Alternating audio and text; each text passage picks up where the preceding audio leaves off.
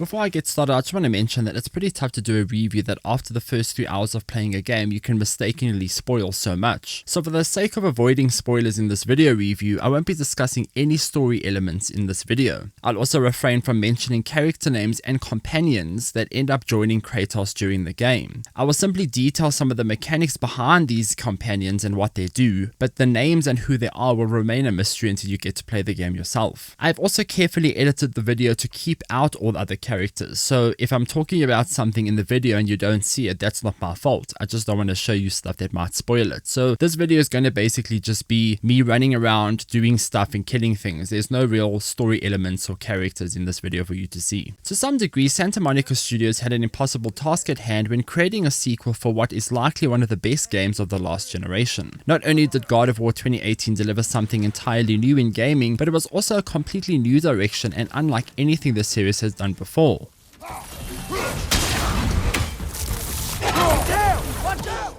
God of War Ragnarok tries very hard to make a bold statement, one which could live up to its predecessor. In some ways, it is a grander adventure with a more emotional story to tell, bigger realms to explore, and new characters to grow with. In other ways, it feels overly padded with stuff that only gets in the way of the game's pacing. So much so that the important story the game tries to tell is often thrown by the wayside. It is a catch-22 situation with God of War Ragnarok. You want a bigger game that takes longer to complete and offers exciting set pieces to experience. However, at the same time, bad pacing also pulls you away from digesting the most important aspects of the game. Just when I was engrossed by the world and its impending doom, I was pulled away to go free trapped jellyfish in the desert for 3 hours while everything we were doing was conveniently put on hold while I was doing it. Some major emotional plot points in the game are also thrown to the back seat while all the extra padded stuff takes preference. Sure, you don't have to do the side stuff, but why would you leave a round behind incomplete just because Kratos and Atreus came to blows and had an argument resulting in them parting ways for the game's next chapter? God of War 2018 didn't have this problem. When the tension was rising between characters, you felt this the entire time. Even when doing the side content, that silence between Kratos and Atreus after an argument was deafening. Ragnarok often sweeps the drama under the carpet while Kratos heads off to another realm to do something with someone else. Sadly, the dire need to be bigger has sacrificed some of the incredible story elements for the sake of variety, and it doesn't help the game make the same impact as before.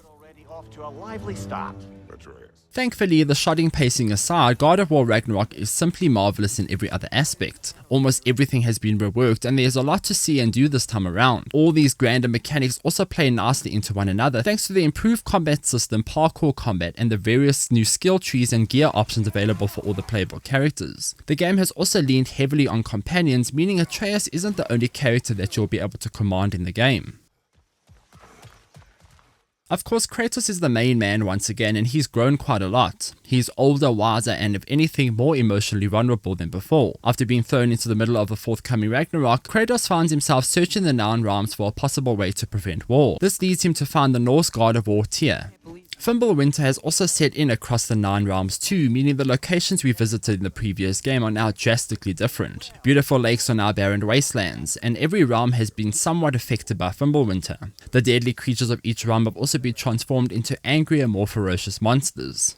For the most part, God of War Ragnarok doesn't change the formula much when it comes to Kratos and his combat. Instead, there are subtle new additions that power him up. He still smacks things around with his Leviathan axe and slices things apart with his Blades of Chaos. In fact, most of the skills Kratos performed in the 2018 game are back and unlockable once again. Mimir blames Fimbulwinter for sucking all of his power away, making us earn XP to unlock each of these skills again.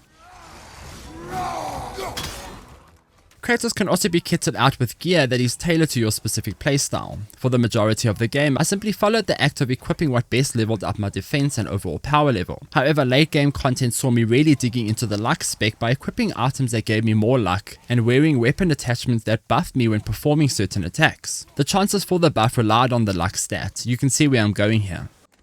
You can also now equip Kratos with a shield made up of 2 parts. There's the rond, which is a piece of gear on its own, and the outer part, which is another piece of gear. Each have their own buffs and stats. It just adds some more variety into the mix. I especially enjoyed the new Amulet system that comes with empty slots where I could equip runes into them. These runes grant instant stat increases to a variety of specs, cooldown decreases, skills, and more. I can see the system being vital for the toughest challenges and difficulty modes in the game, where you'll have to track down runes tailored for the exact build you're going going for. Kratos' companions can also be kitted out with gear and skills. During certain parts of the game, these companions come and go. Having their skills comes in handy, and they'll earn XP to unlock new ones just like Kratos. These companions are detailed enough to feel like separate party members, and their attacks and how I spec their skill tree made a huge difference in combat.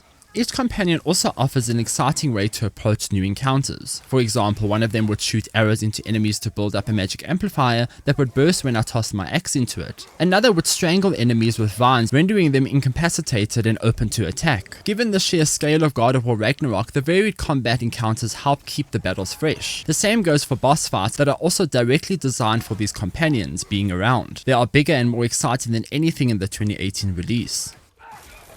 Behind you, brother!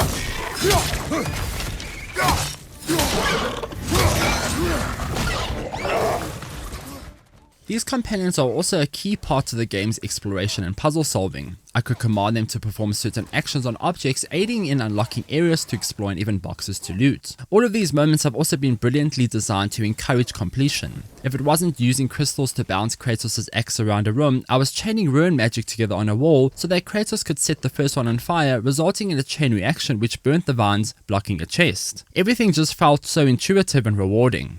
I spent a lot of time in God of War Ragnarok exploring the various realms, and yes, I didn't enjoy how the game puts the story on the back burner to encourage this, but the general exploration was a good time. It also helped expand on some of the characters in the game too, thanks to the light chit chat that takes place between slicing up Drago.